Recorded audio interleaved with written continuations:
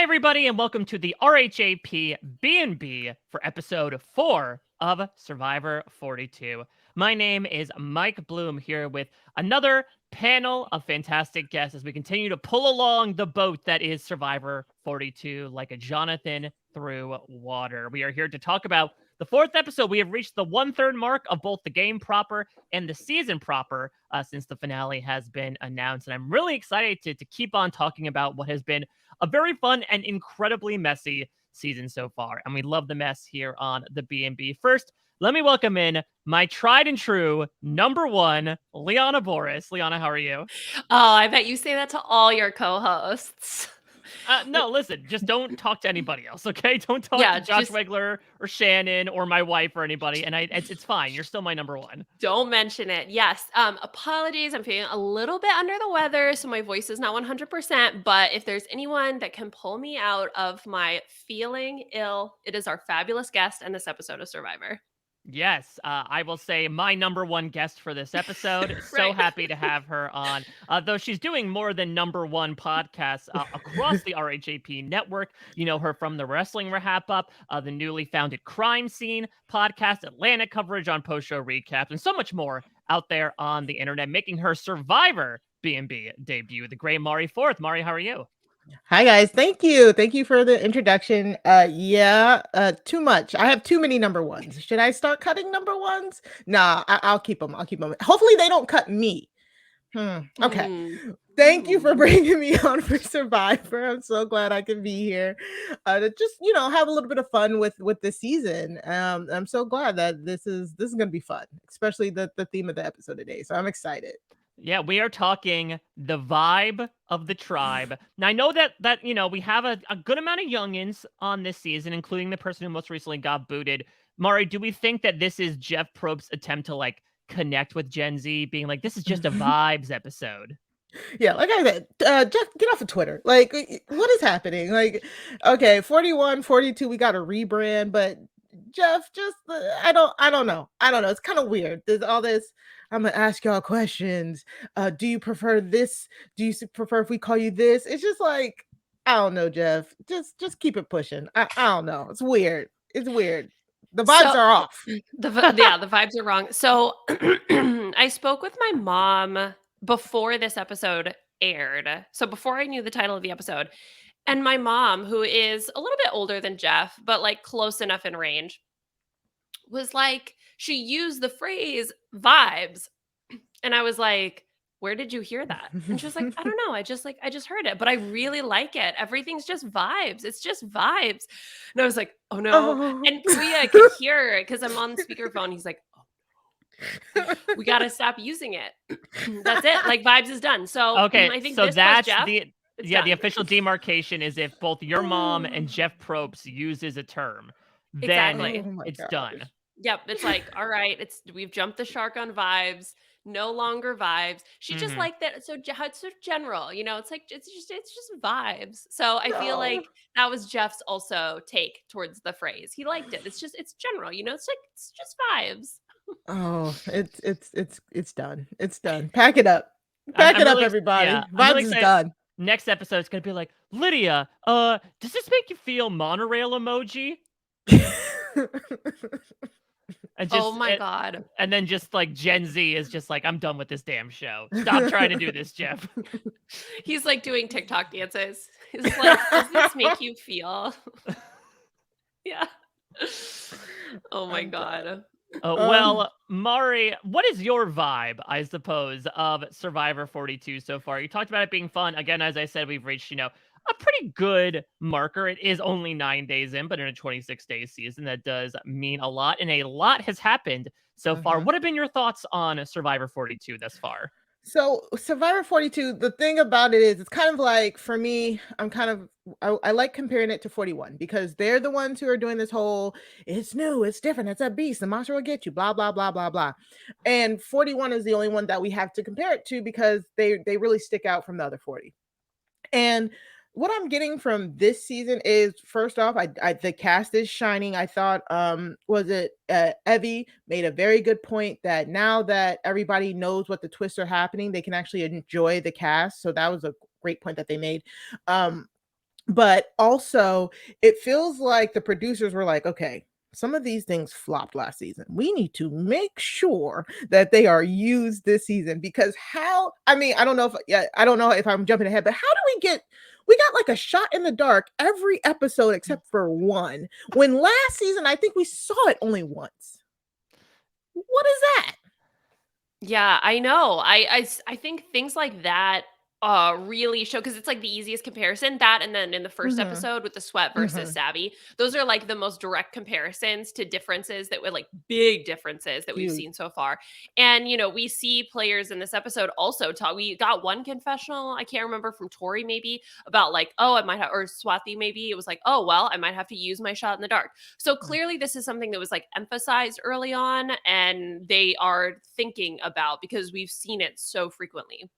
I mean, it might also just be the different timbre of the cast, which is, I do feel like, and I don't know if this was done purposely or not, but I do feel like 41 overall had their cards a little closer to their chest, comparatively to 42. 42 is just being like, all right, I got my cards. I have a 7. And they just like throw it down immediately. No pretense, like no trying to just show any sort of poker face. They're holding their cards the other way, essentially, facing it towards everybody, which Good I point. absolutely love for entertainment's sake. And I don't know again if it was just like the tone of the season between the two, but I find it so interesting that, yeah, to your point, Mari, we've had it played 3 times out of 4. I mean, the sort of like underlying reason that I might ascribe to it is just the fact that these people are terrible at blindsiding, that whether it's due to the Mm. people being voted out or due to the people just talking with them. When I got the opportunity to talk with everybody, like I asked Zach and Mariah and Swathi, okay, was there someone or something that gave it away? And they all gave instances where at least one person did something shady to make them be like, okay, I gotta think it's me tonight.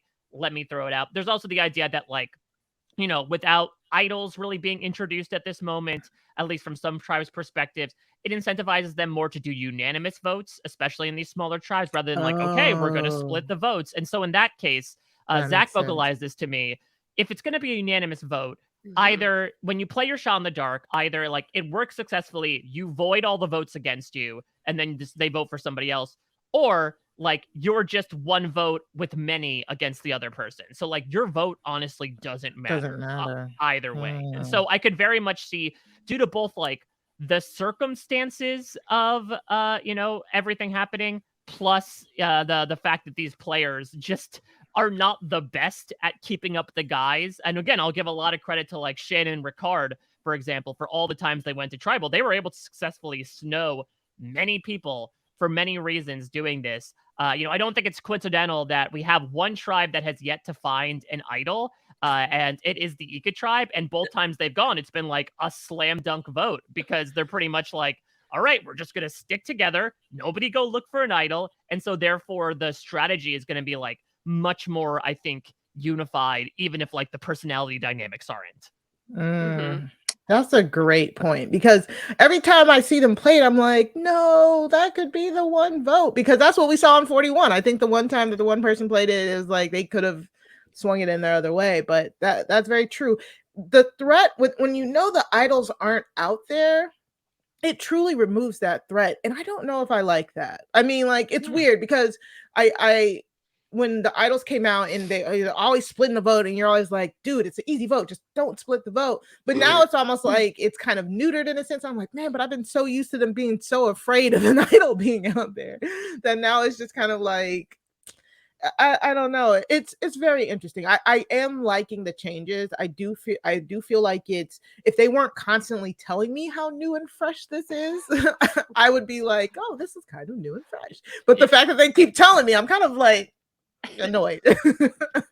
The splitting the vote thing is interesting because, like, theoretically, even with the shot in the dark, you should still split the vote, which I think eventually, like, we do see here, right? Because it ends up being a 3-1. There's one vote for Tori, which Mhm. I assume, so it was Roxroy's. I just checked, Yeah. Okay. which could have been him just like voting Tori. But my assumption is that it was a split vote. Mike, maybe. Mm. I don't know, because when I talked with Swathi, she really alluded to the fact that like she and Roxroy were like freaking tight. They were like okay. that he was like essentially like the comment that he makes at tribal council about her, I think, shows a lot about their relationship, that like he was her parent out there. It might have honestly either been a thing where we saw him throughout the episode, right, being like, this is the plan, let's stick to it, and he was legitimately shocked by it, or he was like, I can't vote Swathi out, I'll just throw a vote onto Tori. It's more of like the meaningful gesture. We see this a bit in Big Brother, right? Especially most recently in Big Brother Canada 10, of like, I don't want to make this embarrassing for the person, so like let me throw it almost like a pity vote onto the other person.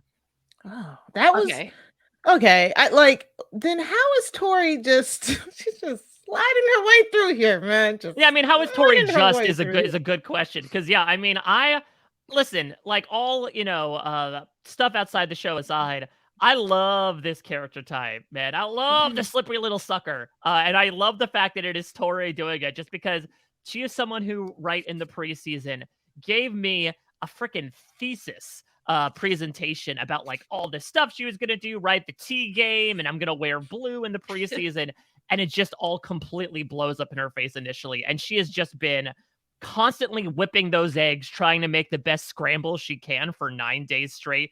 I think the runway's eventually going to run out, but I've really been enjoying it so far, just because of like the fact that every single scene of Ika is essentially like either Roxroy's pissing people off or Tori is trying to just stay one vote ahead and hoping that someone else gets thrown to the lions ahead of her. Oh my God. I saw someone, this might have been a comment on Reddit, but it was like, if you had to break down when they hit merge, like what the votes might look like. So let's say they go to merge next week. I know they're not, but like, let's say just for, it's like the 4 orange are probably going to all vote together. They seem pretty strong. Jonathan said as much. Well, yeah, exactly. Like literally said as much, much to Marianne's chagrin. But then it's like you have green, which is like a 2-1-1-1, because like maybe 3 with Mike if Lydia and Hai really do seem to want to work with Mike, and then you have blue, which is just like a 1-1-1-1-1 vote. Like they're just such a hot mess between them and green. Like they need to mount this thing against orange, and I just really don't think it's gonna happen, because I think they're all just such hot messes that are never gonna be able to work together.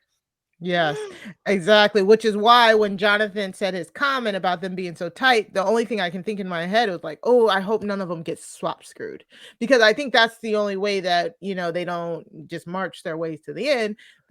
They all, or one of them at least, get a bad swap and then they're out, so. Yeah, so I think to that point. So okay, so this is my speculation assumption. So Mike, you might know, or Mara, you guys might know better than me. So if we're comparing it to 41, we would have next week, which will be a normal round. So one person will go to tribal, or one tribal go tribal. Oh, imagine. Voted out. One tribal go to tribal. Yeah, I know. And then we have the hourglass twist, right? According to the episode. We're hoping not, but it should be noted that the week after is going to be a 2-hour episode of Survivor. Yeah, and we see the hourglass in the right? Don't we have seen it in a promo? I just really hope not. I don't want to see that freaking thing maybe back it's again. Different, but maybe it's different because we're going to be going in with an even number.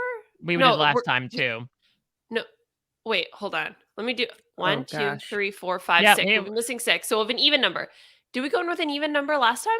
We did. It was 4. It was remember the challenge was 5 versus 5, and then Nasir and Erica sat out. Oh, both said 2 sat out. Okay. I was thinking because Erica was on her own, so I was like, oh, she must have been the odd man out. But okay, yes. Oh no.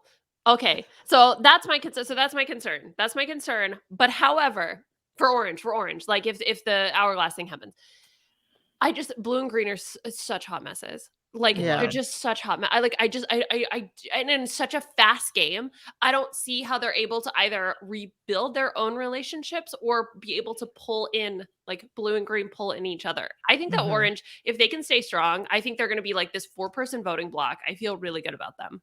Right. And do you think if you know how much of a hot mess your tribe is and you're looking over and you're like, I don't have anybody, would you want to like glom onto that 4-person at least for a little longevity? Yeah.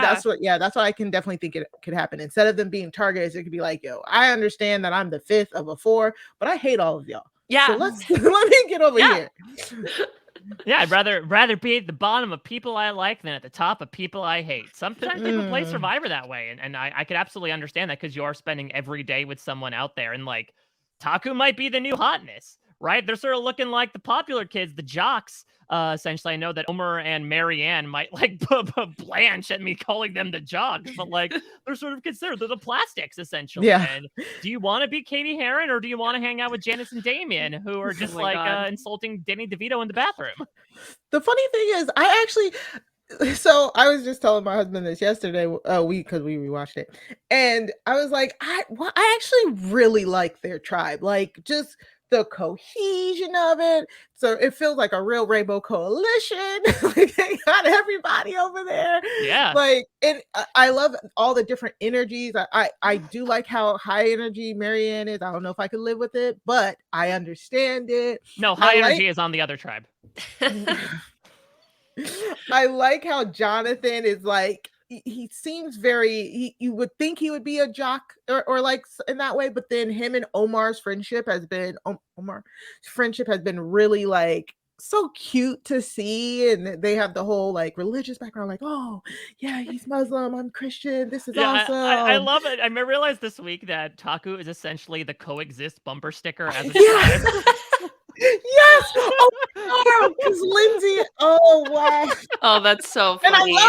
I love it. I'm drawn to it. And they truly do seem like nice people in the edit. So I really do like want them to go really, really far. Well, All and of them. Mary Ann's a seminary student, right? Mhm. So like they have all the gods on their side. Like no wonder they're doing so well. Yeah, they just cast a wide net right up like, all right, if this one doesn't work, let's Yeah. dial up this one. Oh, I'm done. I love it. You love to see it, honestly. Yeah, it's interesting because you would think this would be the case because I think they got a little unlucky with the Jackson stuff because ordinarily, and I talked about this in the preseason, that like I would have been surprised if they went to tribal council even once in the preseason, right? Could this be another Luvu situation? So I am happy that through 4 Mhm. episodes we have seen 5 people be eliminated across all 3 tribes, and that if we keep having 2 tribes win immunity, we have only 1 challenge left. The tribe that stands the best chance of making in there with a plurality of people is the Green Tribe, which looks like, I don't know, like a freaking Kramer versus Kramer fractured family at this point. That they're just like all over the place, God, I loved it. I love that, they had cut some of like the post-tribal stuff out. And I feel like some of these modern day seasons, but I'm really happy we got to see this in this episode because how could you not? After everything, after Hai literally said in some way, shape, or form, the entire tribe was blindsided last tribal council, how do you not go back and have Daniel be like, oh no, what did I do? And then Chanel's like, oh, Daniel, what did you do? And only you. Oh my God. But then Daniel was like, let's not talk about it. Like, guys, it's been a long night. Like, let's all just discuss this in the morning. And they're like, hell no, we're talking about this right now. Yeah, he like essentially was like, oh, let's put a moratorium on like talking about anything that happened. Daniel, that's not gonna work. That's not gonna work, sir. I love how Chanel was like, you can do that. However, I love Daniel's like motion for a recess, Your Honor. Can we table this until the morning? Denied. Motion denied. Because they're like, we finna talk about it. The Green Tribe. I mean, wow. It was one of those tribals where I was just like, oh God. Like just like be quiet. Like just stop. And from the moment that Chanel risked her vote, and that's one of those moments where I kind of wish they didn't show us the outcome. Like like, you know what I'm saying? Like we just Oh, saw gotcha. her Like we risking. don't see Shipwheel Island and then Right. So you didn't know flashback. if she had the vote or not. Yeah. Yes, exactly. Because she came back and she didn't know, but at least she tried to play as if she didn't have the vote. So then when she didn't have the vote, it was not shocking. But I was just like, why would you risk your vote when you know you're going to tribal council that day? Like it just, and then also the both of them knew what to expect. So last season when that happened, when the second people had went and they knew what to expect, they just agreed. They said, I'll let you have the extra vote. I'm gonna protect my vote. Why didn't they do that? Her and it was Omar, right? They were all It was like, over, yeah. oh yeah, oh yeah, if it works for both of us, yeah, it was so vague. I'm like, you both. They even said that they both knew what it would be, but they're like, but if it's something different, we'll just both try and win something. It was so vague, and so they both risked it and lost their votes, and I was just like, I don't. I was just so upset. But I then love the it. tribal happened. I was like, this is bananas. And now it's to the point where I love High. I think he played of everybody there. He played the best, like solid, just I'm going to rocks. Yeah, game. He gave up nothing. He, if anything, he gained Mike as an ally. So I'm rooting for High, and Lydia is just amazing on Twitter. Shout out to her. She has me in stitches like every time. But that's one of those tribes where I'm like, if y'all go to tribal, I actually would like to see that because, like, I'm rooting for some people, but I'm also rooting for the dramas. So I'm actually rooting against them all the time, not because I don't like any of them. I love every single one of them, to be quite honest, but I just need to see that mess because it's just too much. Well, now that I know that Hai and Lydia are pretty much safe if they go back to tribal again, I Mhm. need them to go back to tribal again. Like, please, Mhm. please, please, please, please, please. Just because, like, even after the tribal, so first of all, to go to Mari, to your point about Hai, in the confessional, he was able to be like, yeah, Daniel said he wasn't going to rock, so I knew I could Yeah. force his hand. Like, that was awesome. Obsessed with Hai, obsessed with the Hai Mike Lydia like thing. If that ends up being something, and then the Yes. fact that Chanel straight up told everybody, like, yeah. And then Daniel told me that Mike had an idol and lost his vote. And Mike's like, what? And they're all just like, what? And I everybody was so love it. mind blown. It's so messy. And because it's so messy, it just, because the thing is that Mike still is potentially not going to have a vote, right? Assuming Yeah. that Ika Uh-huh. never finds the idol, because apparently they don't seem concerned with looking for idols at all. Well, I don't know if it's almost like Chilling, big it's chilling. almost too concerned with people looking for either idol. Swathi told me that after the whole Tori situation, like they were essentially kind Oh, of like yeah. subconsciously forbidden from going out by yourself, Oh, I forgot about right? that from the first Makes episode, sense. right? And it Yeah. was like the whole reason why she was on the chopping block. Yes. Okay. So that makes sense why they would be conditioned into like not wanting to Yeah, it was essentially look at like all. like the babysitting Yeah. done for 9 days straight. Of like if Boston Rob had survived that tribe swap, now we know what would have happened was just okay. We're just gonna sit here, work at camp all the time, and nobody's gonna look for idols. So I mean, listen, I have a feeling, especially knowing like how squirrely some people on that tribe might be, that they just like sneak off and go find it. They say F it. Especially someone like Drea, right? Who's like, I'm Mhm. already like I being targeted. I already have advantages. Why the hell not? I'm in control of this tribe. Let me go find it. So I'm imagining it's gonna get found. If it doesn't, Mike just has to survive one more vote and he makes it to the merge with the idol and his vote back. So Right. Right. Okay. So let's assume he's not going to be able to vote. Hai and Lydia are 2 votes, and then Daniel has a vote and Chanel has a vote because she'll get it back, right? So, like, Mhm. are they going to be able to come together? Are we going to get another 2-2? Is it going to like be split between the two of them? Like, I don't know what's going to happen. Are like, could Hai and Lydia split the vote like 2 and 2, and then it's like 2, and then they get to decide who goes home? Like, how exciting would that be? I don't know. I Oh it's really want to my see it, this. gosh. it's exciting. I'm gonna temper expectations a bit. Ah, Liana, you brought this up last week. I don't know. I think Daniel's pretty boned, much like yes, the ones Cooked. he's in his cooked. poor separated His shoulder. goose is cooked. Yeah. Yeah, I have a feeling. I don't know. Maybe it's because of the next time on. Maybe it's just the general reaction to it. But I feel like if Hai and Lydia are like trying to pick between like the lesser of two evils between Daniel and Chanel. I mean, listen, I feel bad for Daniel in this welcoming back scene, and I'll give a lot of credit to Chanel as well that she was just like deny, deny, deny. I love in confessional, right? Because when people do that, you never know if they like actually truly believe that they were not culpable of anything. But Chanel's like, yeah, of course Yeah. I wanted Lydia out. Like, yeah, but I'm not gonna say that. And there's even a secret scene where Daniel like confronts Chanel the next day, like, just for my sake, can you tell me there's nobody around? Just tell me that Yeah. you whispered Lydia's name. And she's like, sure I did, but I'm not going to tell anybody because that's going to sink my game. And so, well, again, I do feel bad for Daniel because he is being painted this false narrative. Good on Chanel for at least like really attempting to cover her tracks for making some pretty big errors last episode as well. Hmm. Yeah.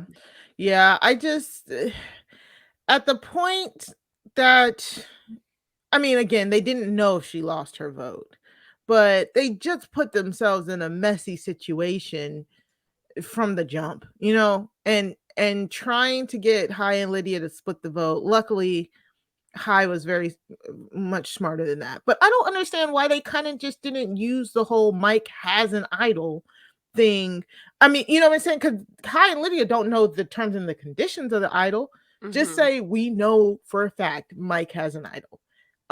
So we need to split the votes. Not what if, and not all I'm being very suspicious right now, you know? So that tribe is I love it. I love that. And I love that Daniel, again, such a fun character. His conversation with Mike had me in stitches where like, Mike says like, how many times have you lied to me? And Daniel's like, I've lied to you a lot. Where he really had to like come out and just be like, yeah, sorry, Mike. Remember when I got to shove your idol in my crotch? Well, like, sorry, I've also lied to you, Dad. Insult to injury as well. And it's really tough because again, Mike confided so much in Daniel, but I love the frankness with which Daniel had to approach these things of him Mhm. just really having to put everything out there, including the sloppiness of playing both sides. Mhm. Yep, exactly. All right, well, let's start getting into the person Mm. proper who was booted here. Let's start talking about Miss Swathi, youngest castaway this season. First off, Mari, thoughts on Swathi overall over these 4 episodes and her boot as well? I was really sad that she left. I mean, she seemed like from the jump like a very smart player. And you could tell that is something like she loved.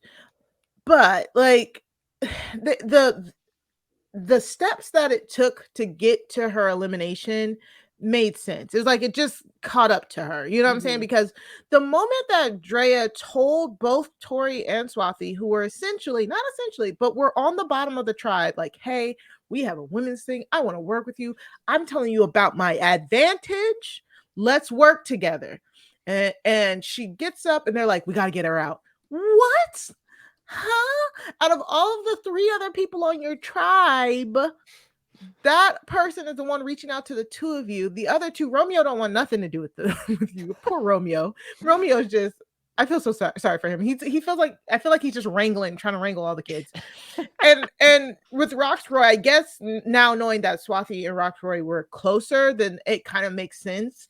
But then they have the ultimate misstep of having Tori speak to Roxroy as opposed to Swathi speaking to Roxroy, because that would make more sense if they were really as close as we heard. So it's just like Mhm. it was just so many like bad little game decisions that ultimately fell back on her as opposed to Tori. And it more likely fell back on her instead of Tori because those people trusted her more than they trusted Tori.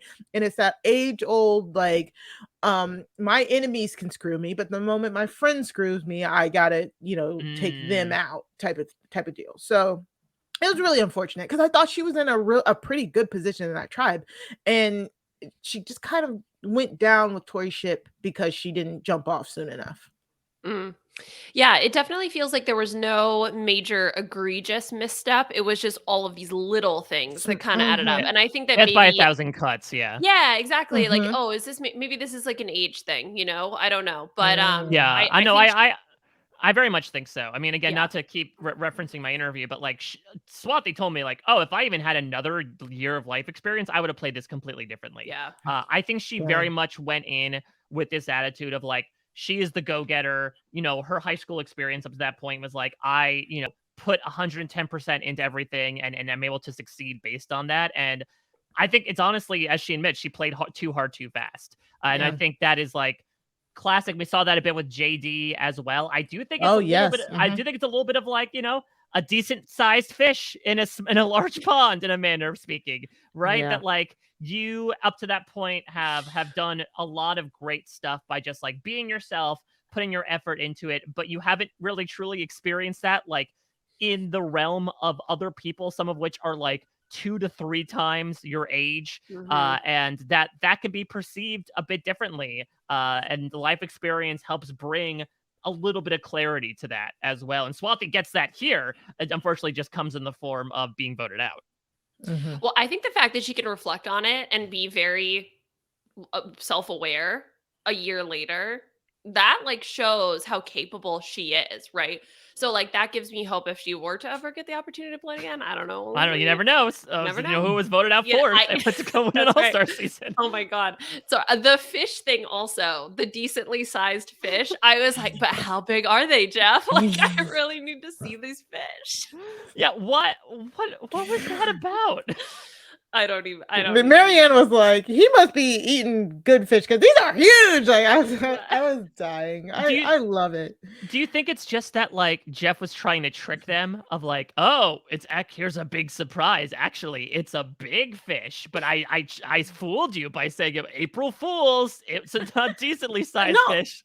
I think that was really good because like if you say big fish, you know, maybe you're thinking like a whole side of salmon. Like that's a huge fish. Like, like a whole salmon, you know, but you say decently sized, you lower their expectations, and then boom, they see it. It's amazing. So. He like qualified it all, so he's like for this season, you know, because you guys aren't like eating much, so very good. Yeah, it gives a nice excuse for, you know, obviously people from the first 40 seasons got to sort of like complain to season 41 contestants about the whole 26-day thing. The shit really flows downhill now because 41 gets to be like, we got one really nice looking fish versus 10 big fish. What's going on? Back in my day, Survivor was not this easy. Where's the stew? Oh my gosh. So hard.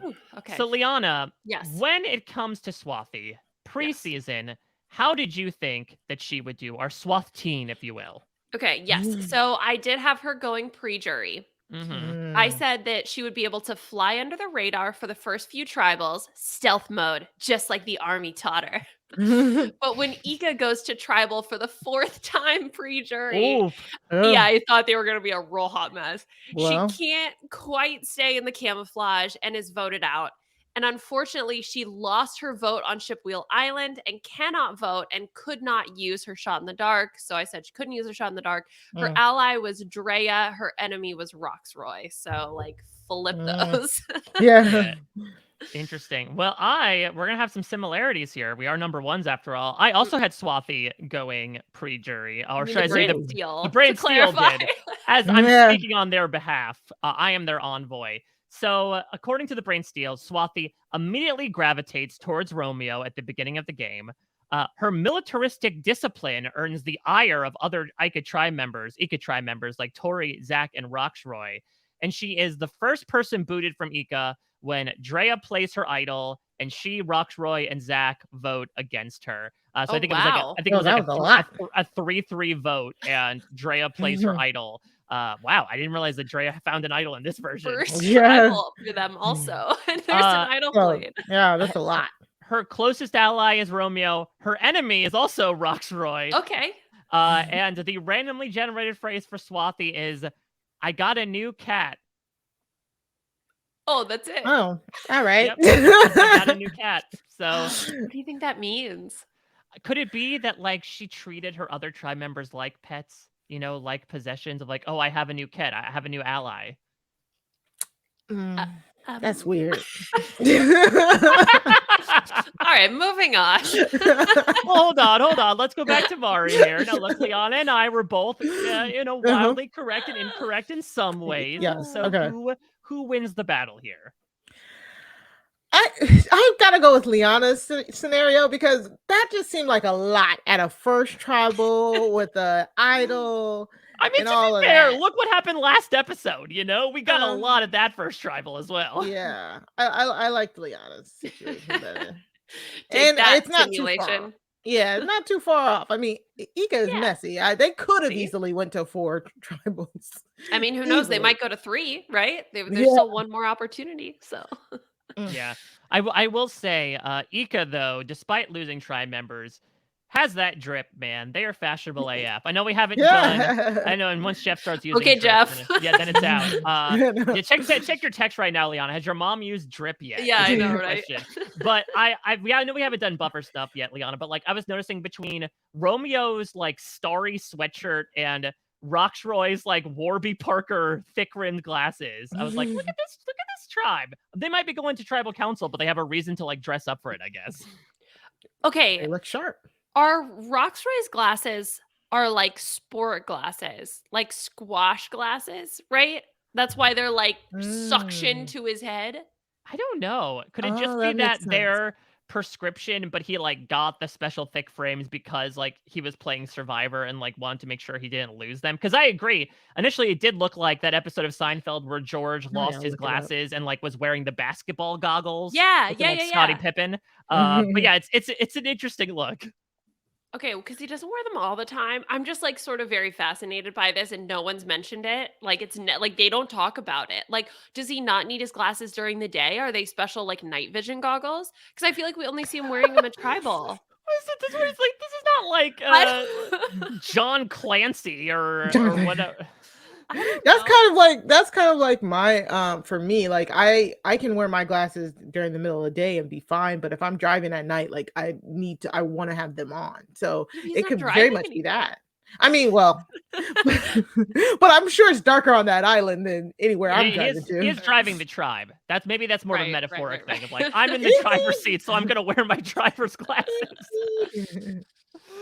Oh my goodness. Yeah, what do you think about Roxroy, Mari? Because I find it so interesting, especially like that surprising thing from Swathi from my interview, because I do feel like, and we even get the meta-esque like Romeo cue the montage here. A lot of this Mhm. has been Roxroy is annoying, Roxroy's bossing us Yeah. around.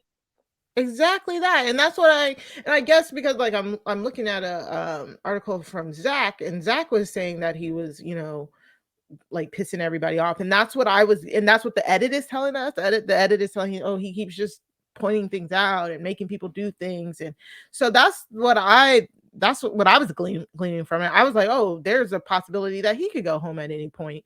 But to hear about him and Swathi being close and not being able to see it kind of is unfortunate because that's the only thing I'm hearing. I'm just hearing he's annoying. He's annoying. We don't want him around. He's barely doing anything in the challenge. I remember they were on that challenge that nobody finished. They just kept showing him like him and everybody else drowning. So I don't know. It's not a very good picture they're painting of him. Yeah, it's like have like maybe they've just decided that there's so many sort of strategic messes that they need to clean up that he's kind of not worth it, Yeah. to vote out right now. But this is gonna go somewhere. This just has to go somewhere. So I'm imagining maybe he like pisses everybody off at the merge or something, and then Hmm. that's when he goes. I don't know. Yeah, I it's interesting agree. because I tweeted this out that Roxroy is so it's odd to say refreshing to me, but I feel like he reminds me so much though of old school Survivor characters, where there Mm. certainly was strategy to be found, but it was not at the forefront. How a lot of personality was felt through camp life, right? Like who is Mhm. bossing people around. And Roxroy's approach to the game is very much like let's work hard at camp. It seems like he has a very simple mindset to the game, which can certainly pay off as well. Ironically enough, it comes full circle in like the very complex game of modern Survivor. But I like that as opposed to I don't want to see everyone play the same way every time. And it feels nice to me that Good those point. personality types are not like dead on the show, right? That you could still Mhm. Mhm. have almost like an Andrew Savage type, someone that's going to come in and be like, I can't believe I'm stuck with these kids. I guess I'm the leader. If we just keep the simplest route at this moment and just vote based on challenge strength and work hard at camp, we're going to be doing just fine. I think it's cool to see because I had thought that sort of had gone the way of. I know that Mike compared himself to being a dinosaur if he doesn't stick with the times, and I thought that personality type did as well in Modern Survivor. Mm. Mhm. Good point. Yeah, I like um I like that. That's a great point. I do like people playing differently, but it seems like it's not getting him much camera time. Kind of like what Abraham from last season. I think he was Hmm. like the first or second boot or something like that. He got like no camera time. But Rockshroyd, like Drea considered voting him out at their first tribal council. So I don't know if it's working too much. Yeah, and again, if Swathi and Tori had played ball, maybe it would have been him on the chopping block as opposed to them. But no matter what, I think the Swathi vote out here now just prepares them that if they go back, then it should be easier for them to get out Tori. And I don't know if you guys have any more things to say about Rocktroy, but that brings me right back full circle to the shot in the dark. Is this just the producers? The producers will decide who's safe. Am I right? Oh my god. Okay. Ooh. So this Some is like Drag Race I was yes. gonna say right? this is coming from like a true wrestling fan. I think of like, all right, this is just Yes. a stage Oh yeah, storyline. definitely.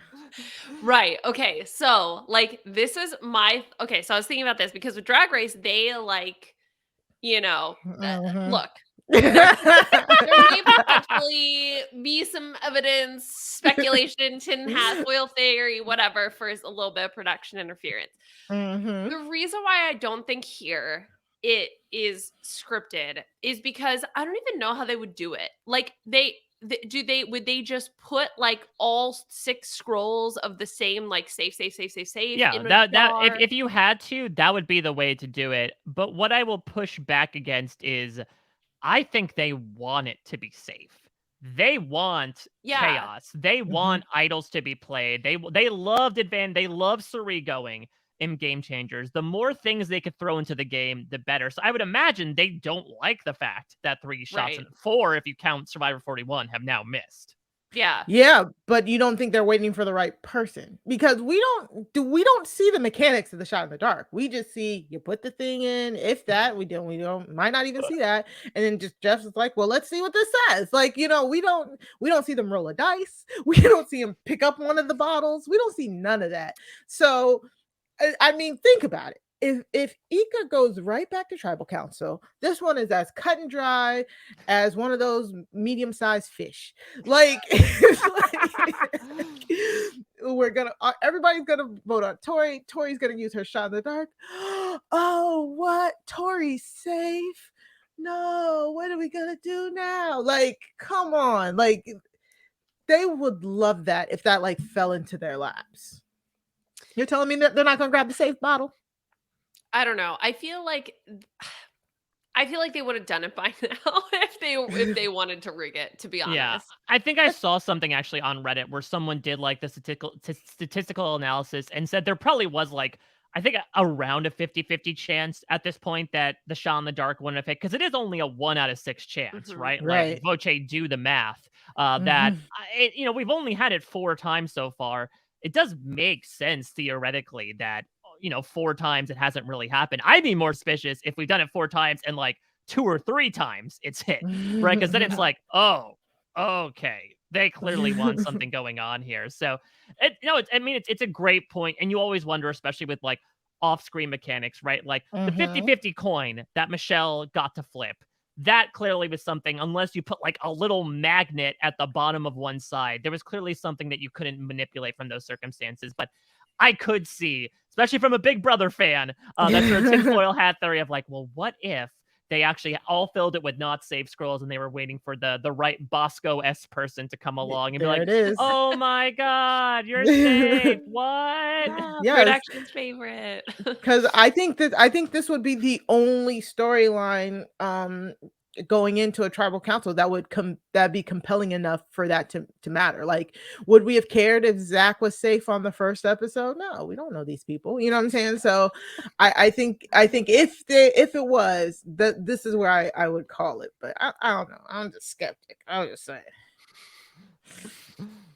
All right. So, Liana, we have a heck of a thing prepared. I know that I know I'm using the wrong franchise here, but you put up the proverbial bat signal online for something very fun. Like, I've been watching too much Australian Survivor. I'm really, really excited for this. This is like the perfect cross section of like myself and Mari's and your burgeoning interests as well. So, what do you have on deck for us this week? Yes. Okay. So we have done this type of game before, but this was inspired by the comment that Jonathan is like Thor, and we've compared him to Thor, we've compared him to Aquaman.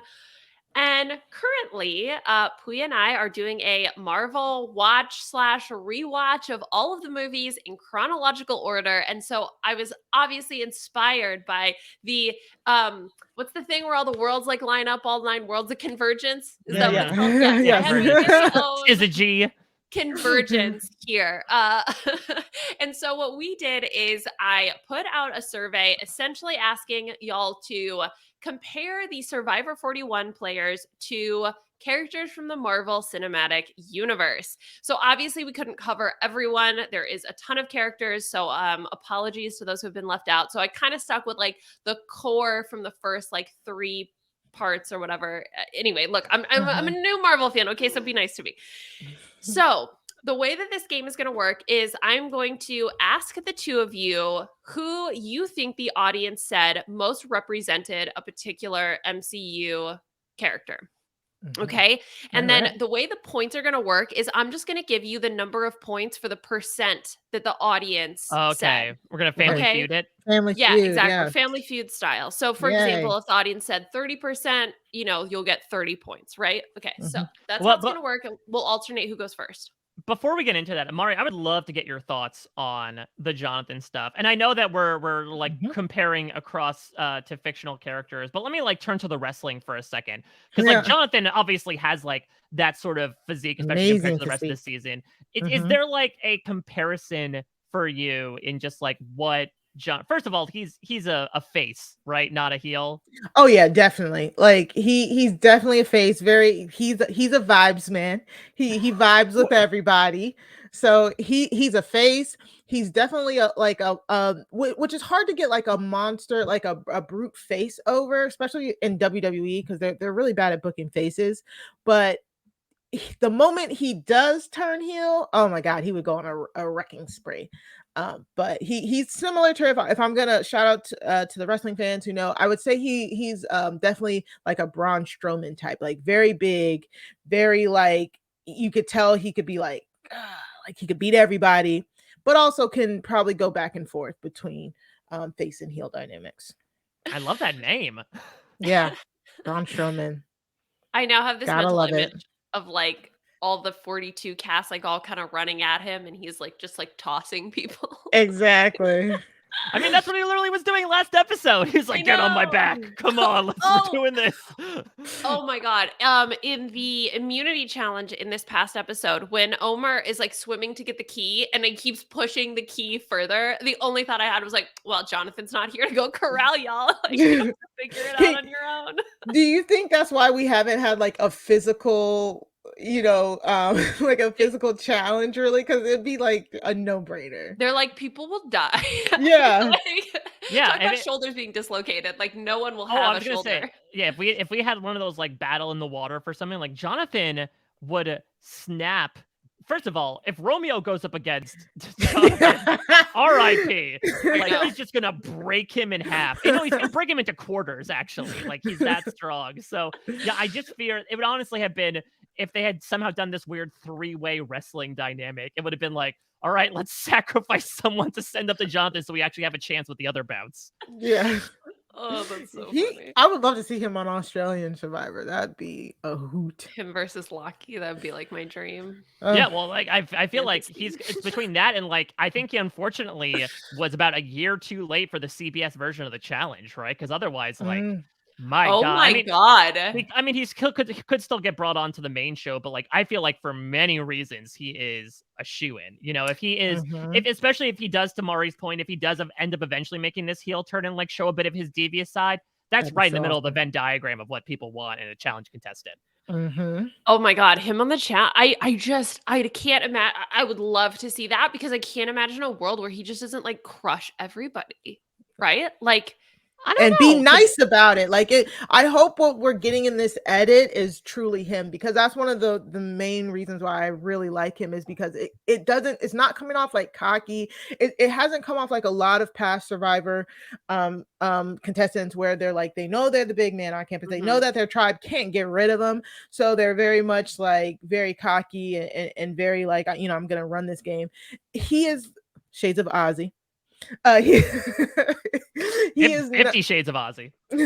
He is not that from what we're being shown. So that's why I'm like so excited to see where he goes. And the way that Jonathan described his childhood very much feels like a daily during an episode of the challenge, right? Like, all right, you have to run up a mountain, and if you're not the first there, you have to do it 3 more times. So like he's already been conditioned for it. Oh my god, yeah, that's a little like freaky though. That was a lot. He was telling that story, I was gonna say, Maury, I know you and I are both like, we both have children that are nearing 3 years old. Yes. Like, should we start doing that? That might actually help because my son just like he has to do something or he's just gonna be running around in circles here in the house. Maybe that's what I need to do. Is there a hill around here? Let me check into that. All right, start doing pull-ups. I'll put a bar on right now. Yeah, something. All right, so let's dig into our game here. So the very first person is Iron Man. All right, so Mari, you'll have the opportunity to go first. So who do you think the audience said was the most like Iron Man? Okay, so I'm just pulling up the list of the Survivor contestants. I know who I put for Iron Man. And this is the fun thing, right? Is like how much your own Yeah. opinions are discrepant from the populace at large. Mhm. Exactly. I think I put okay. Iron Man. Very charismatic. The leader, but can be goofy at the same time. I put Omer. I put that's who I put as Iron Man. I think he's a very good balance. He's very smart. He's also fun. He seems like he can bond with a whole bunch of people. So that's who I'm gonna go with looking Okay. at this. And Mhm. Mike, what about you? Who are you going to go with? Mari. He's right there in Oh, front of God. your visor the entire time. Oh, no. Iron Man. It's high. Not Hi. Iron Man. He's brainy. He's quippy. When he talked last time about Daniel losing his shoulder, he is a leader in a manner of speaking. I think if you're talking about someone who like is brainy and has the capability to be like a central voice, I think it's high. That's good. I have him for somebody else, so but that makes sense. All right, so you guys hit 1 and 2. So High had 19% of the vote and Omer had 13%. So you guys were right wow. there. The other one that was really interesting in third place with Roxroy. Roxroy? Because he's the leader? Or is I it don't Rock know. Rock and Iron? They're both hard Yeah, substances. right. Yeah, exactly. I love that logic. Oh wow. Okay. Okay, so close. So early lead for Mike, but Oh, it's sorry. I still was keeping close. track of my points. Got a lot of questions to go. Okay, so let's go to question number 2. What season 42 player is most like Captain America? So Mike, you will Oh, give your come on. answer first. All right, so this is interesting though, because there is, I think, a big popular choice, but there's also like an out of the box choice. And I don't know if I want to go more creative here and possibly lose out on points here. Because like the Occam's razor is Jonathan. Just because of like the physique that he has. I could see him very easily. Like when he was pulling people last episode, it was very much like when he grabs onto the helicopter in I think it's in Civil War to like stop Bucky. And he like holds it together like I guess just watch. Yeah, he's able to split wood. I'm surprised he hasn't done that around camp. But if I think about what Captain America represents, when I think about loyalty, when I think about like truth, justice, and the American way, I might have to go with Mike. Just because like Mike is a firefighter, right? Like very much represents that sort of aspect of a blue collar, bleeding heart of America. He prides honesty and loyalty, which Captain America, does as well. So I feel like I'm going to lose the battle here, but like I kind of want to like drink my own Kool-Aid here and say like I don't think he's going to be number 1, but just for the hell of it, I'm going to say Mike. My also runner-up was Lydia because Captain America is known for having America's ass, and Lydia has that BFJ. So I think that also might make sense. Oh my God. Okay, so Mari, who are you going to go with? I thought it was Mike. Like I put Mike in my top. That's not a stretch to me at all. So I think it's Mike. So I have to try and get the second most points here. So because I Jonathan really truly, like I tweeted out, could be every single one of these superheroes. He's literally just a superhero. He is just a superhero. But I think he fits better with at least 2 other characters. So this might be just a throwaway vote, but I'll go with Romeo. Silent and the leader. Because I think it's Mike. I truly think Mike has to be Captain America here. Well, I mean, Romeo was sort of like Steve Rogers in the first like 30 minutes of Captain America, Yes. right? I mean, before he gets the serum. Oh no. Okay, I'm so sorry. It is gonna take me a while to find the piece of the pie because it's so tiny. It's a throwaway. Okay. Yeah. So I have the totals. So okay. So yes, Mike was the top choice off Oh, the nice. board with Okay. 27%. I didn't know. I didn't know if people were just like, oh, big buff guy, Jonathan. You know. Well, Jonathan was the second answer. So with 23%. Is he gonna be the second answer for everything? This is Sorry. oftentimes what happens on these, where like people would just be Yeah. like, well, I guess this one fills multiple categories. So Okay, that's fine. The person in third, Roxroy again, with 13%. I thought about it, but I was just like, is Roxroy a secret Avenger? I It's just don't like- know. It's his glasses, I think, that really give it It's like away. Clark Kent, like, oh my Yeah. god, it's his disguise. Unfortunately, Romeo had one person did put Romeo. Okay. at oh yay! Was that 0.7, Mari? and it was Mari, yeah, at 0.7% I don't even know of the who I vote. put So, No, I put Mike. I put Mike because I thought everybody would put yeah. Mike. Well, I mean, most people did. The majority did put Mike. So, To be fair, though, I think if Thanos had been in this survey, that would have been Mike, right? yeah, exactly. Okay, so let's move on to our next question. What season 42 player is most like Thor? Mari, you will have the opportunity to answer first here. What? Let me answer Jonathan, and then There you go. You can then make it up be some ground here. Roxroy. Let's put Jonathan because this is where I had John. I just said I said forget it. I put Jonathan in two places. I was like, not everybody can be a superhero on this show. So this is place number one. I put him as Thor because I mean, look at him. He's Thor. Yeah. He can play Thor. Fire Chris Hemsworth. All right, and Mike, who do you want to put for Thor? So what did other people answer besides Jonathan is the question. This is a literal Come shot in on, the dark. I need some come up points. Yeah, so like I'm trying to think. 70% for Jonathan. All right. So, well, here's what I'll say. Thor, especially in the beginning, was very hard-headed, right? Like, to the point where he was banished to Midgard, which is Earth. I know that Thong. Thong. Okay, I think I've been watching the Alright. wrong version of the Avengers. But Thor has very long hair. This person has no hair. But you know what? Roxroy. Why the hell not? Roxroy is Because Thor. why not? Why not? Okay, so Mari, this is going to be your saving grace here. 3.6% of people said Jonathan. So this is overwhelmingly the majority. But Mike, you hit the number 2 answer on the board with Roxroy. Everything Roxroy. Everything is Roxroy. Oops on Yeah. Roxroy. We gotta Roxroy- we gotta expand our horizons here. You know, these characters are not boxed in by their genders now. Yeah, I can't wait to So- interview Roxroy and be like, just so you know, we did a survey and you checked the box for every single Marvel superhero. Yeah, like second, third gotta think place bigger. everywhere. All right. So yeah, I mean, honestly, again, it was a over like 77% said John. So there's just tiny fractions, but like most everybody got like 1 or 2 votes. You know, Okay. Roxroy had 5 votes, right? Like, so we're talking With very Ed in second place, yeah. small. That Yeah, was second exactly. place. Lindsay got 3, Lydia got 3. You Oh, know, there we so go. Yes. Daniel got 3, Drea got 2. Daniel so got like, 3? Daniel is Thor? Yeah, look, you know, maybe Well, he some was people very have a reason. he was very Thor after his shoulder got popped out. Yeah, like Thor lost an eye, he lost a shoulder. I don't know, like maybe the 2. Okay, look, I think we're going to get some different answers for this next question. So, what season 42 player is most like Loki? So, Mike, you will have the opportunity to answer Ooh. first here. Okay, so this is fun. Mhm. I would imagine. Now this is tough because Tori almost reminds me a bit of like, spoiler alert for the Marvel TV shows, a bit of like Sylvie, like the female version Exactly. of Loki.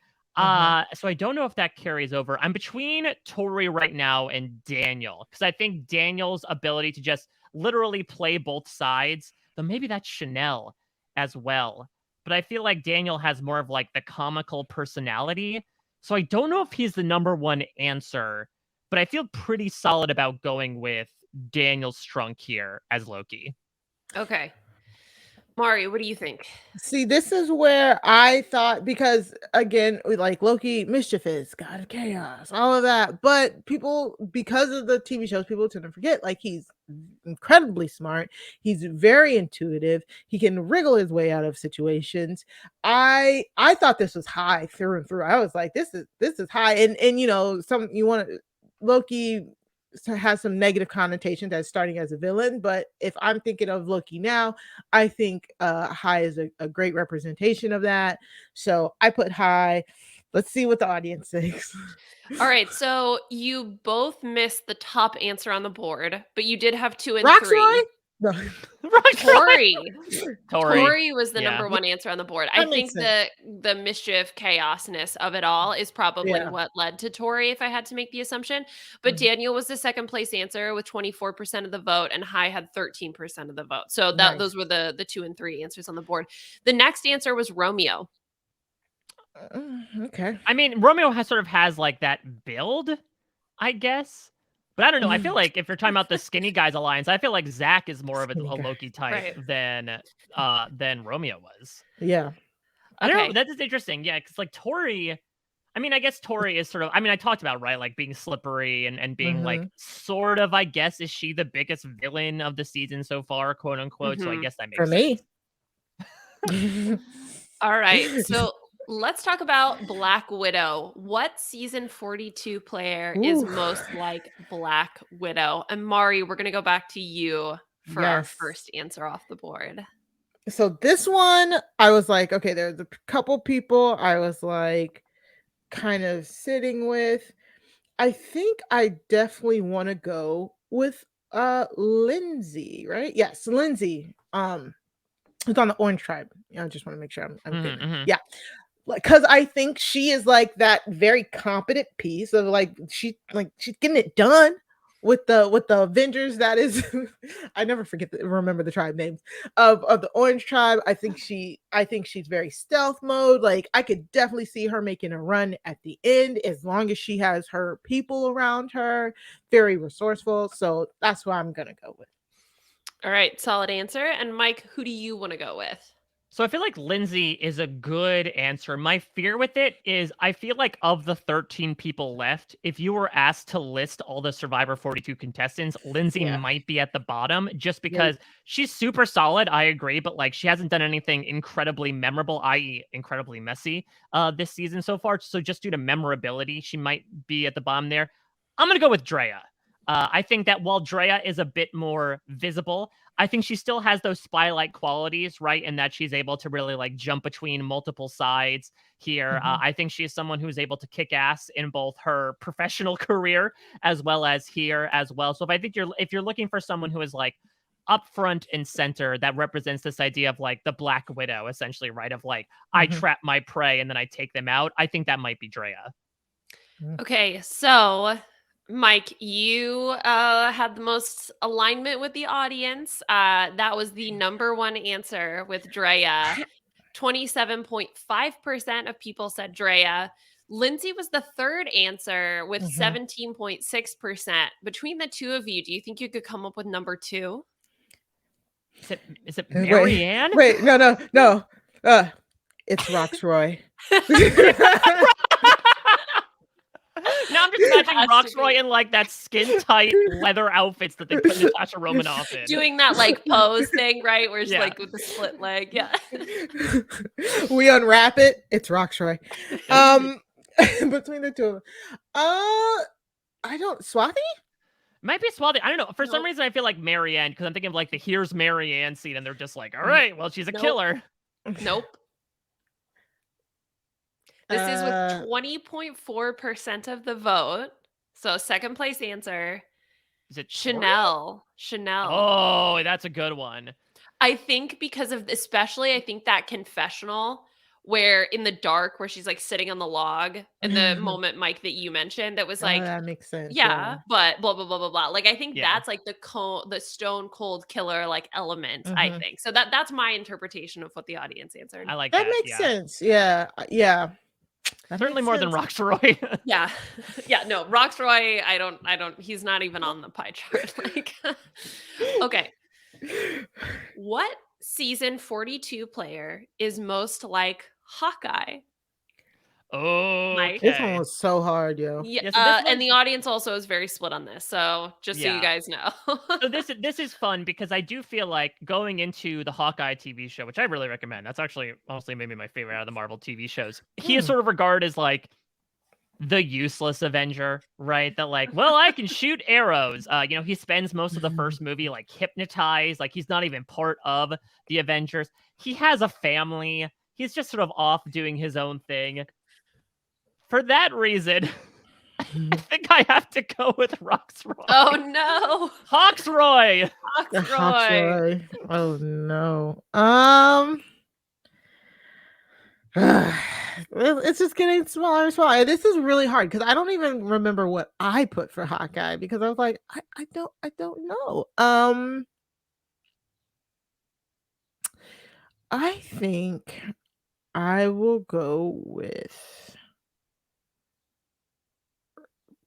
I want to get I was like, it's so hard. Like, I'm looking at the list. I'm just like, I don't know. There's so many people, so many choices. And then I got to remember, like you guys said, it's the audience. What does the audience think? And so, even though they're probably they're split too, I'm gonna go with Romeo. So give Romeo some respect, please, people. Put respect on his I name. feel like he's. I mean, he put in some pretty good work. Those first 2 episodes, they were completely not there for the third one, and he's just trying to get everybody to stay together. To be fair, his entire tribe wasn't there for the third episode. So. I know, yeah. All right, so that was tied for first answer, Mari. So Romeo Yes. had 15.2% of the vote. Tied with High, actually, was the other one who was in that top slot. Hawkeye.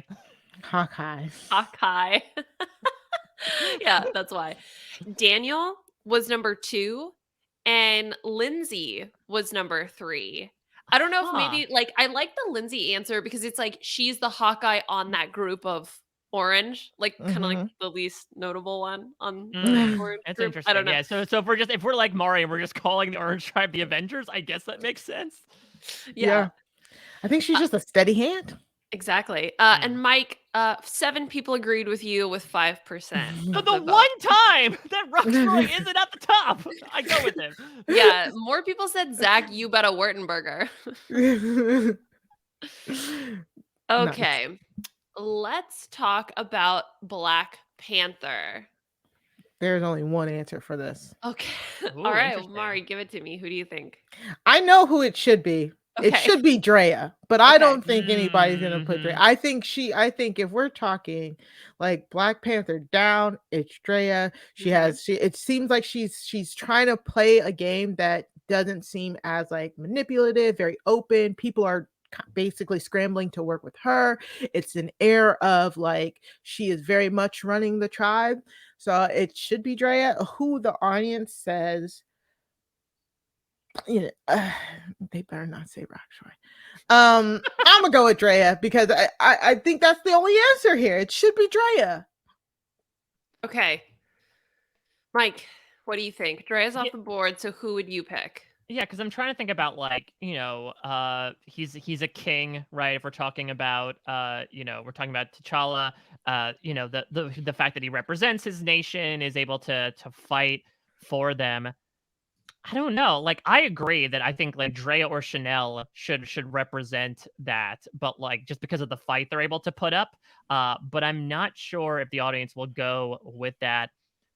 I'm gonna go a little off the board here. I'm gonna say Omer.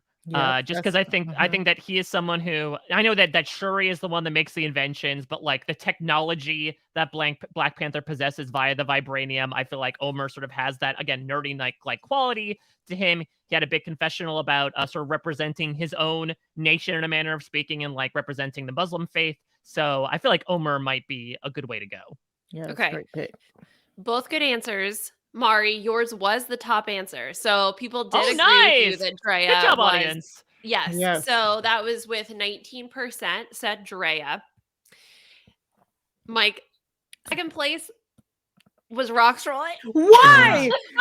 Free yourselves. But third place was Omer. with 10% of the vote. So this was Roxroy is also like very if Black split. Panther was like I don't know, retired or something. It He's was like M'Baku, go, if I got anything. I gotta do this. All right, Wakanda forever. All right, I'm gonna do this now. Yes. I would totally. He is M'Baku, absolutely. Yeah, we're Yes. gonna clean up Wakanda. Like, get it together. Stop singing. Okay. Damn Wakandan kids walking around. Yeah. Oh man. And then Romeo, I believe, was the next Okay, answer. Romeo. So All yeah. right. Romeo's becoming the new Roxroy of just randomly showing up. Yeah, right. Okay, very interesting. Let's move on to Doctor Strange. So, what season Ooh. 42 player is most like Doctor Strange? So, Mike, you will be given the opportunity to answer first here. All right, so Doctor Strange is someone who is very heady, who I think is very confident in themselves, right? The entire origin story of Stephen Strange was he was a cocksure hand doctor, and then he got in a car accident, and then he suddenly became the Sorcerer Supreme. So I'm gonna keep going on the Omer train here because I think Omer's personified as the brains at this moment, and I think he's someone who has a little bit of cockiness to him as well. I loved him dressing down Jonathan in his confessional, his tightest ally, calling him like Mr. Mess, essentially. So I think that Omer kind of has that streak to him as well. It's the thing that made him risk his vote on Shipwhale Island last episode. So I'll say Omer here, from one doctor to another. All right. And then, Mari, what do you think? Oh, I'm really trying to remember who I put here because I do remember thinking like, oh, he's cocky. Like, we gotta go with the cocky side. But I truly do. Roxroy. It might have been that. It truly may have been that. Yeah, I think I have not said Daniel's name yet. I want to put him here. No, I don't. Give me Roxroy, gosh darn it. Oh my gosh. You should have gone with Daniel. Daniel was in the third place slot there with 13.5% of the vote. Second place was High, actually, with 14.2. And yeah, Mike, Omer had the top answer, It might have been him. 26.2% of people. I think that might have been where I was where I So originally thought. yeah, definitely, quarter of people agreed with you. I definitely feel like there's the connection there between the two of them. Like, obviously less cocky, I think, but Yeah. maybe it's the doctor of it all. Okay. 2 more questions remain, and it is very tight in terms of the score. Ooh. Mari, you have 157 points, and Mike, you have 142 points. Oh so my it is gosh. very close. Anyone's game. Oh, no. We're like back and forth on that fish puzzle, that decently That's sized right. fish puzzle. All right. Next question. What season 42 player is most like Spider-Man? So, Yes. Mari, you can answer first here. Come on, man. It has to be Marianne, right? Like, I mean, the young innocence. I'm just glad to be here. Hi, Mr. Stark. Like, I was like, come on. Come on, man. It has to be Marianne. That's who I'm going with. Who Okay. else? Who else? I don't. There's Mike, some really who good else? answers here because I'm between the skinny guys alliance at this moment. I think it could be Zach or it could be Romeo. I think the slight frame is one thing. Now, Zach, I think probably, while I agree with you, Mari, that Marianne has the most like positive attitude, I think Zach has the most Spider-Man like attitude out of all the contestants. But if I'm trying to head game this, my question is, would people actually put down Zach, right? Like, Zach, are the right. eliminated contestants sort of eliminated from contention in people's mind? Like, right, Liana, I know you had this open for all 18, but Yep, I do all wonder, 18. but I do wonder if people actually thought of Zach, who I think really is the Spider-Man type. Yeah, that is a good Spider-Man type. So I don't know, like, I wonder, I'm basically between Zach and Romeo at this point of like, do I split the difference essentially and go with Romeo as someone who could sort of fill that out, but doesn't have as much of the Spider-Man aspects as Zach does? Or do I fully risk it and say, Zach, you know what? Turn the ship wheel. I'm going to risk it. I'm going to say Zach here. Oh, no. Okay, so the pie chart is like split between 2 people, and it is the 2 that you identified. Wow. Marianne and Zach were easily the top 2 answers on the board. Like, it's just huge chunks for them. 36% said Zach. 34.5% Oh. said Marianne, but Ah. so close. You two So easily close. identified the top two off the All board. right. Well, And then it was just like tiny pieces for everybody else. So Romeo had 5% of the vote. Daniel had 5% of the vote. Hai had 4% of the vote. So like everybody else kind of like Heiderman. factored in. But yeah, Really Heiderman. going for the pun because I You think can I just make would. it work for everything. Yeah. So yeah, okay. It's all gonna come down to this last question. Oh my Oh god. no, my stomach. What season 42 player is most like Wanda? Okay. Okay. So this is interesting. So Wanda Maximoff, formerly not such a great on the side of Ultron during Mhm. the Age of Ultron films, then became an Avenger, faced a lot of heartbreak, so much so that she built up an entire freaking town. And oh, this is tough. This is very tough. This is a really tough one because I'm trying to think of someone who actually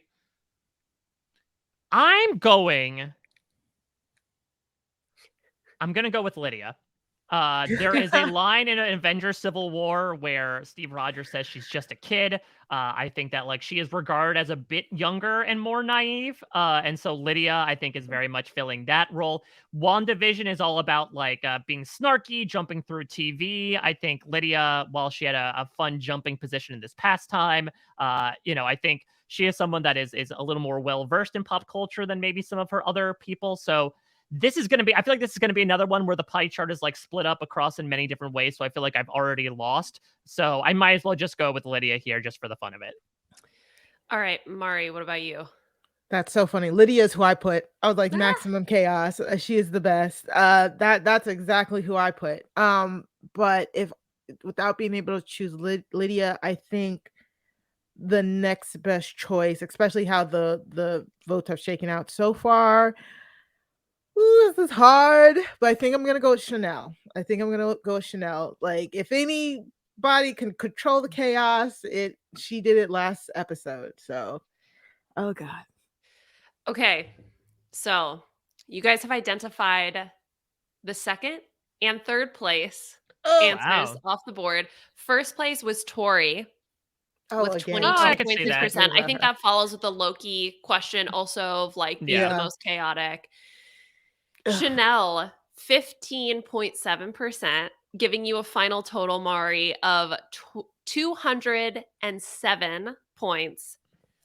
Mike, Lydia had 13.6% of the vote. So with 192 points for your final total. So it was very, very close. But Mari, you Yes. are the winner Nice. here. Yes. Shout out to Jonathan being Thor. Yep, that's literally what it was. Yeah, it was. Look, Mike had to try to claw his way back from that 76%. Only 15.2 points separated the two of you. So well done, That both was of you. You guys awesome. mostly had at least in the top 3 answers. Yeah. This was super fun. That was This is- so fun. This is interesting. And I feel like we have a good sense now of where everyone stands. I feel like we've nearly mentioned everyone who is left as well in terms of the roles that they may fall into. I know we didn't do a lot of villain type casting, so we'll see how things end up shaking out. But basically, it's going to be a big superhero brawl at the end of the day. And will Thor survive, or will the Roxroy and all of the Avengers he represents win out? Yeah, look, we didn't do this one. I was saving it for a potential tiebreaker if needed. But we do have the Hulk with Jonathan being the top answer. So it was also kind of boring. Jonathan was the top answer. Oh, that's interesting. I thought it would have been Roxroy because Roxroy has more of an angrier streak to him. So he was number 2. Right, which I think fit. If I was gonna put, Roxroy literally in this episode went like this. He went. Yeah, that's the thing. If I was gonna because when I didn't fill it out, but I was going through my head who I would put for each one, and if I was trying to only put one person for each one, right, to not give people multiple roles, Roxroy was the Hulk for me. Yeah, I put Jonathan for both of them. I said Thor, Hulk, Jonathan. I was like, I can't. It's in Thor Ragnarok, they're they're besties, right? So. Yeah, maybe that means Jonathan and Roxroy would be besties. Yeah, maybe. Or Jonathan and Jonathan. We'll see if they'll make it to be able to see. Yeah, only Oh, that well, was so listen, fun. only one more vote until a possible merge. I cannot believe that the So quick. pre-merge is already ending. It's been a really like I will say, in my opinion, I think this past week was the weakest episode, but I think that's damning with faint praise. Like I think, especially compared to the first 4 episodes of season 41, where we had that Brad Boot episode that was really Mhm. not very good. Like I think it's been a very solid season so far. And things may fall apart at the merge once we finally get idols and like the hourglass and the do or die comes into place. But at the moment, I'm really having a lot of fun with this season, even during an episode like this, which was more, I think, like interpersonally dramatic than maybe the dramatics that we've had the past few weeks. Yeah, and I did not like the do or die twist. It gave him a chance. But can you guys, before we go, can you explain that amulet twist to me one more time? Because I'm still a little confused about it. Yeah, let's talk about that because I mean it's going to come into effect as soon as 2 weeks from now, right? So Uh-huh. remember that we have Hai, Lindsay, Mhm. and Drea, right? That's one of the few Yes. advantages that Drea has. Mhm. So they have 3 sort of advantage amulets that they can play together, I guess, on someone, I'm assuming, when the Uh-huh. merge hits, from the merge on. And when they play them, depending on how many are left in the game, it determines what the advantage that they get is. So I believe if 3 are left in the game, then I think it's just an extra vote. Which I know that according to Swathi, that's like, an incredibly powerful advantage, but it's just an Mhm. extra vote. I would say that I believe that if there are only 2 people are left and they put their amulets together, I believe it's a vote steal. Mhm. And then if Mhm. there's only 1 amulet left and they play the amulet, it's basically an idol. So essentially, if there's only Gotcha. one person left out of the 3 and the amulet hasn't been played yet, they basically have an automatic idol in their pocket. So it becomes this thing of, I would imagine, given the edit of all 3 of these people, they're probably going to make the merge unless there is some sort of like fluke and someone like Drea ends up going next episode. And then at that point, then it becomes a bit of a battle of, okay, they each know that they have this thing. Are they going to work together or are they going to be incentivized to vote each other out so that it gives them a better shot of having a better advantage down the line? Ooh, that's a lot. And just thinking of those 3 people and their positionings, that's so interesting because, like, I mean, Drea is like really top.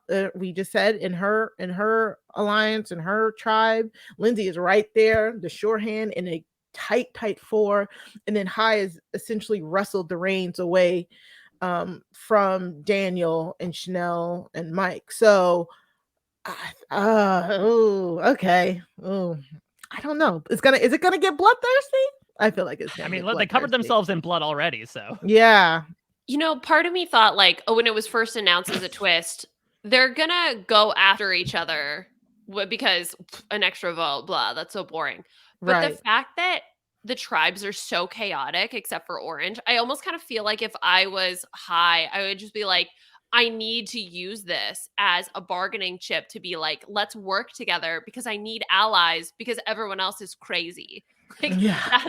that's what I'm looking for. So initially, I thought I was like, "Oh my gosh, it's gonna be like, yeah, a literal bloodbath." But I Mhm. don't know. I kind of feel like now I don't know if it's gonna play that big a role in terms of them targeting each other, just because of the instability on blue and green.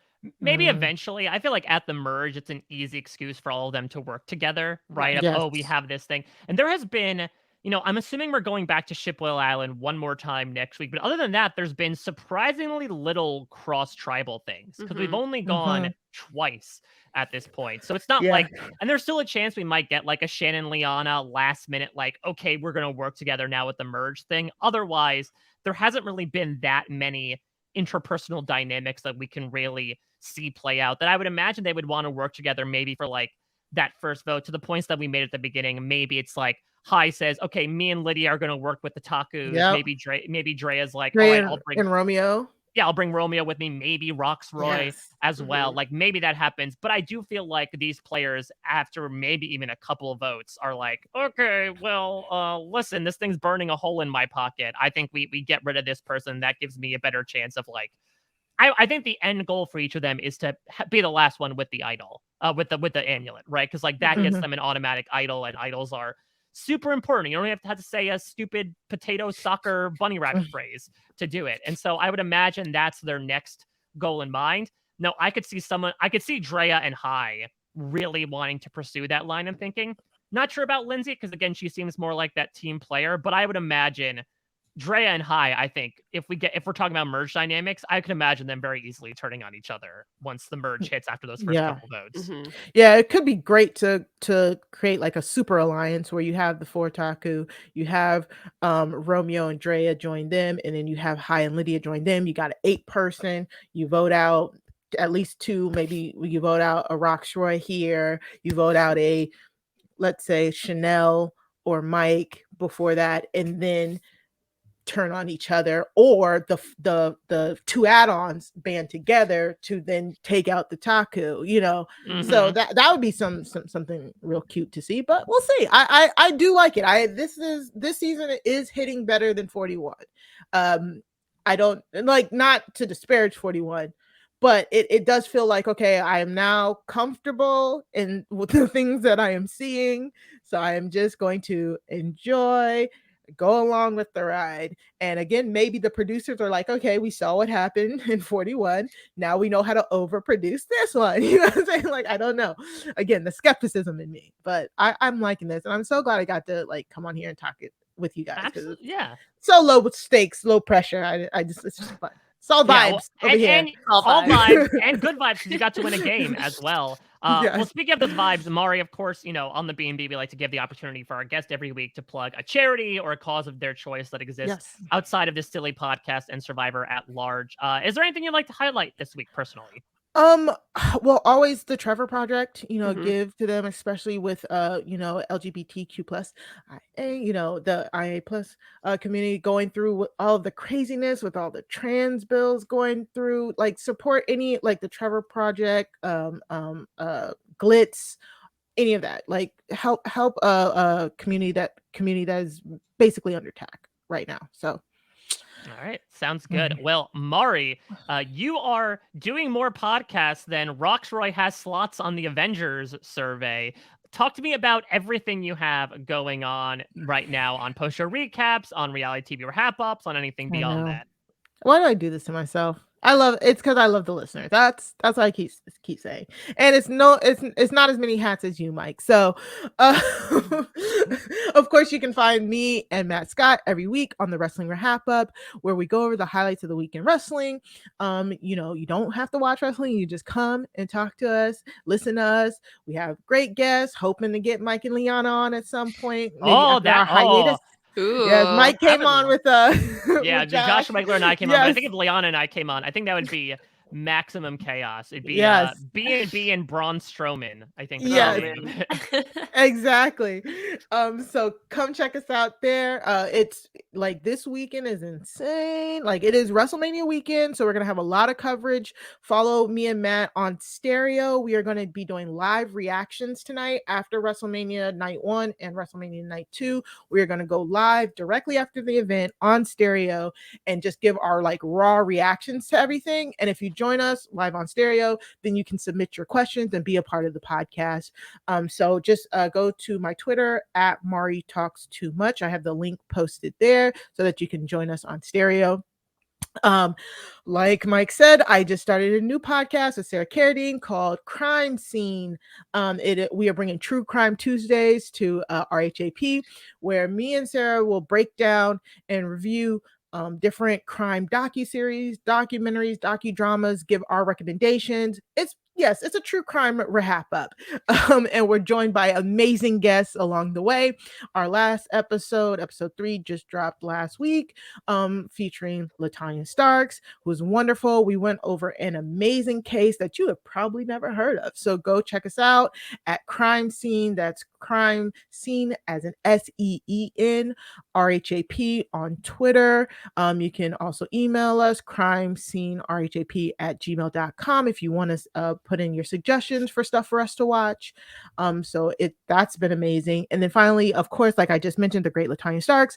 I am with her and Chappelle over on Post Show Recaps, covering the 3rd season of Atlanta. That panel just sounds like in honor of Wanda, like maximum chaos in general. It is amazing. We talk about a chaotic show and the 3 of us go over it. I mean, Atlanta is back. Like the first 2 episodes just kind of sucked you in the face, and this 3rd one just brought us the characters that we love and the episodes that we've come to expect. So that should be dropping within the next few days. I think it drops Monday, either Sunday night or Monday.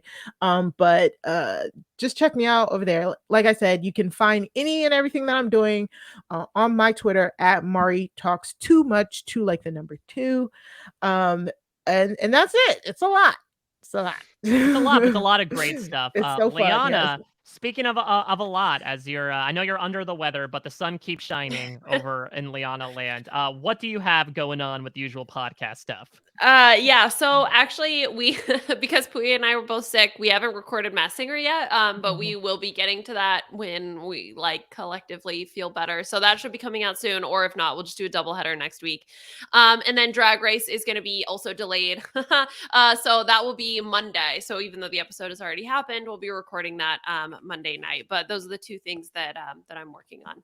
Yeah, I think we get the roast to cooking this week, do we not? That's right. Yeah. Oh boy. Oh, no. Well, you can follow me, of course, at a Mike Bloom type. Mari said, I wear a lot of hats. I'm actually gone relatively hatless these next look couple at of weeks. you. Yeah, I've just got this, and I've got the lost episode countdown with Josh Wigler, which is fine because I just found out that, the Survivor finale is airing on, I believe, May 25th, which is all happening in the same week as Obi-Wan Kenobi premieres and Stranger Things Season 4 premieres. So I'm going to have a lot of fun with that. So I am fine right now taking a bit of a break of the content, but I very much encourage you to check out the oft-mentioned interview I did with Swathi over on parade.com. She had a lot of really interesting insights, particularly when it came to like her own age and how she felt that really helped and hurt her sort of stance in the game, her various looks at everything going on with this tribe. Again, as straightforward as some of these votes might be on Ika, there was a lot of stuff happening underneath the waves, especially when it came to Swathi and all the double and triple dealing she was making. So